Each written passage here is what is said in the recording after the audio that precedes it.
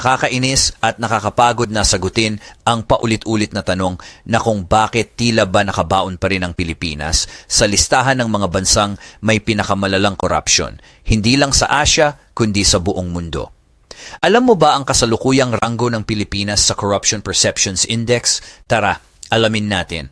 Ayon sa 2024 CPI ng Transparency International, ang Pilipinas ay nasa ika-66 sa 180 bansa, may score na 33 sa 100. Mas mababi ito sa global average na 43 at Asia-Pacific average na 44, patunay ng matinding corruption sa gobyerno. Bagamat hindi tayo ang pinaka-corrupt sa Asia, nasa mababang bahagi pa rin tayo ng listahan. Mas mababa ang score ng North Korea, 15, Myanmar, 16 at Cambodia, 21. Samantalang mataas ang score ng Singapore, 84, Japan, 71 at South Korea, 64 na nagpapakita ng mas malinis na pamahalaan. Gamitin natin ang Singapore bilang halimbawa, isa sa mga hindi corrupt na bansa, hindi lang sa Asia, kundi sa buong mundo. Tuklasin natin kung paano pinipili at tinatasa ng mga Singaporean ang kanilang mga leader. Paano naiiba ang kanilang pag-uugali sa pagboto kumpara sa mga botanteng Pilipino at kung paano ang kanilang pananaw ay naglalarawan ng isang natatanging pamamaraan sa pagpili ng leader. Karaniwang mahigpit at mapanuri ang mga taga-Singapore pagdating sa pagpili ng kanilang mga leader, lalo na sa usaping integridad at kasaysayan ng korupsyon.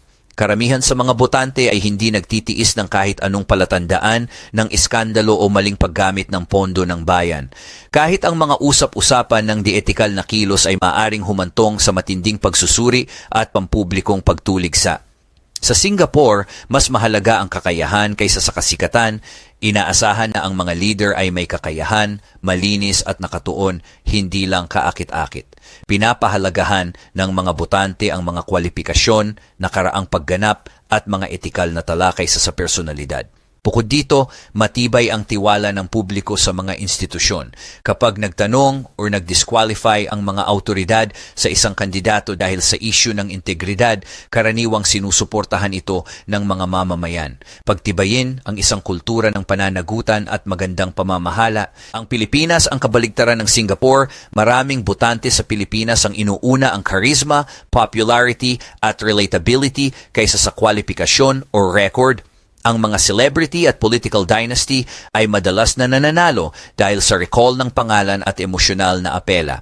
Ang patronage politics at pagbili ng boto ay nananatiling laganap sa ilang lugar kung saan ang mga botante ay nakakaramdam ng obligasyong suportahan ang mga nagbibigay ng tulong o pabor kahit na ito'y makasarili. Ang mentalidad na lesser evil ay pangkaraniwan din. Pumili ng tila hindi gaanong corrupt sa halip na ang pinakakwalipikado.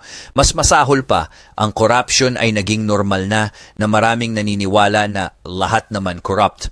Sa mga may hirap na komunidad, ang mga politiko ay madalas na tinitingnan bilang mga tagapagbigay, kaya't ang mga halalan ay tila pagkakataon para sa panandaliang tulong pinansyal sa halip na hakbang patungo sa magandang pamamahala. Ngayon, nung nakikita mo na ang problema, ayon sa mga natuklasan, tayo mga Pilipino ay may tendensiyang isaalang-alang ang kasikatan kaysa sa kwalifikasyon at ang pinakamasakit na normalize na natin ang katiwalian bilang bahagi ng ating kultura, isang napakalungkot at nakadidismayang katotohanan. Sa halip na pumili ng kandidato na may malinis na record, pinipili natin ang mga nihatulang kriminal. Sa halip na mga kandidato na may walang kapintas-pintas na integridad, pinipili natin ang mga inakusahang sangkot sa katiwalian. Sa halip na isaalang-alang ang kandidato na may hindi matatawarang pagpapalaki, pinipili natin ang mga nagmula sa pamilyang may mahabang kasaysayan ng masamang reputasyon at sa halip na magdala ng mga bago at tanggapin ang mga sariwang ideya,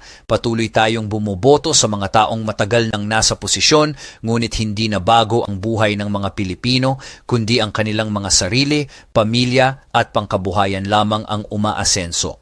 Dito sa The Missing Point, ang aming layunin ay ipakita sa inyo ang nakakalungkot na katotohanan na madalas nating iniiwasan at pinipiling hindi pag-usapan. Bakit? Dahil ang katotohanan ay laging mahirap tanggapin. Ngayon, ibalik natin ang pangunahing tanong, bakit nakastuck ang Pilipinas bilang isa sa mga pinaka-corrupt na bansa? Handa ka na bang marinig ang missing point? Unang punto, kilalanin ang mga tapat na botante ng kanilang sariling pagdurusa, isang tanyag na tradisyon ng pagpili ng alindog sa halip na kakayahan, mga ayuda sa halip na mga pulisyang konkreto, sila ay lumalahok sa bawat halalan, punong-puno ng pag-asa, ngunit patuloy na pinipili ang parehong mga pangalan, ang parehong mga dinastiya at ang parehong kapahamakan. Ito ay katangahan at pagiging ignorante, ito ay kawalang interes, ito ay pagkakaadik sa isang pamilyang politiko kahit gaano kababa ng reputasyon. Kung ang pagboto ay kapangyarihan, nasanay na silang gamitin ito laban sa kanilang sarili. Unang punto pa lang yon. Kaya mo pa ba? Sige, pag-usapan natin ang ikalawang punto. Pangalawa, mayroon tayong napakalaking sektor ng mahihirap. Oo, totoo. Ang pagkakaroon ng malaking mahirap na populasyon ay may negatibong epekto sa pag-unlad ng isang bansa, lalo na sa pagpigil ng mga tiwaling politiko na makaupo sa kapangyarihan. Maliban sa ang kahirapan ay likas na problema, ang kahirapan ay lumilikha din ng perpektong kondisyon para sa manipulasyon sa politika, pag-stagnate, at katiwalian. Ang kahirapan ay nagpapadali sa kontrol sa mga tao.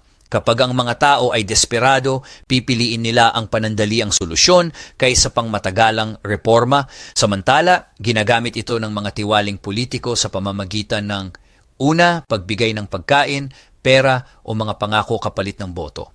Pangalawa, mga trabaho o maliliit na pabor para mapanatili ang katapatan. At pangatlo, mapanlinlang na pag-asa tuwing halalan, pagkatapos ay mawawalang bigla at mahirap hagilapin hanggang sa susunod na eleksyon. Mabigat ang second point. Tama, maghanda. Narito ang pangatlong punto at nakakalungkot. Ang mga Pilipino ay masyadong dependent sa social media. Itinuturing natin ang Facebook na parang Biblia at ang TikTok ay ebanghelyo. Tapos magagalit tayo kapag ang mga hangal at kriminal ang nananalo sa eleksyon. Kung ang mga posts sa Facebook ay may kasamang critical thinking, baka nagkaroon tayo ng mga leader na may totoong IQ. Para sa karamihan, lalo na ang kabataan at mga mahihirap, ang pag-scroll ay pananaliksik, ang mga memes ay mga katotohanan at ang mga influencer ay ang mga mamamahayag. Samantala, ang mga corrupt na politiko ay may mga troll farm na muling sinusulat ang kasaysayan, umaatake sa mga kalaban at pinapakain ang mga tao ng emosyonal na junk food na nagpapanggap bilang content. Mabilis itong kumakalat na may layunin na ang mali ay magmukhang tama at yan mismo ang gusto ng mga corrupt. May cellphone sa bawat kamay ng tao pero iniwan ang common sense sa kanto. Ngayon alam na natin kung bakit mataas ang ranggo ng Pilipinas sa korupsyon at itigil na nating magkunwari na ito ay kasalanan lamang ng gobyerno. Ang problema, tayo, mga Pilipino, nagsusumikap tayong makamit ang mas magandang buhay, subalit tayo ang sumisira nito para sa ating sarili. Ang mga mahihirap, nakaunti ang ambag sa ekonomiya, ay sumasamba sa mga politikong tiwali na umaabuso sa kanila, at sa kabila nito, sila ang pinakamalakas magreklamo. Dagdag pa rito, kontrolado tayo ng social media parang mga bulag na tupa. Kung may TikTok video na nagsabing yayaman ka sa pagtalon mula sa bangin, marahil karamihan sa inyo ay lulundag ng hindi nag-iisip. Ngunit narito ang tunay na trahedya, ang korupsyon ay hindi lang sa politika, nasa ating kultura rin ito. Napaka-normal na natin itong hindi na nakikita. Kaya sa next election, bago mo ibenta ang boto mo o sumunod sa uso, tingnan mo ang iyong mga anak at tanungin ang iyong sarili. Ano ba ang binubuo kong kinabukasan para sa mga anak ko? Isa na namang episode ng The Missing Point ang natapos. Sana ito ay nakapagbukas ng isipan at puso ng ating mga kababayan. Nauunawaan ko na ang katotohanan ng paksang ito ay masakit, ngunit ang katotohanan ay kadalasang masakit, subalit ito lamang ang makapagpapalaya sa atin. Maraming salamat sa panunood at sana nagustuhan nyo ang video na ito at makikisuyo na kami sa pag-subscribe sa aming channel upang makatulong sa patuloy naming paggawa ng mas marami pang eye-opening contents.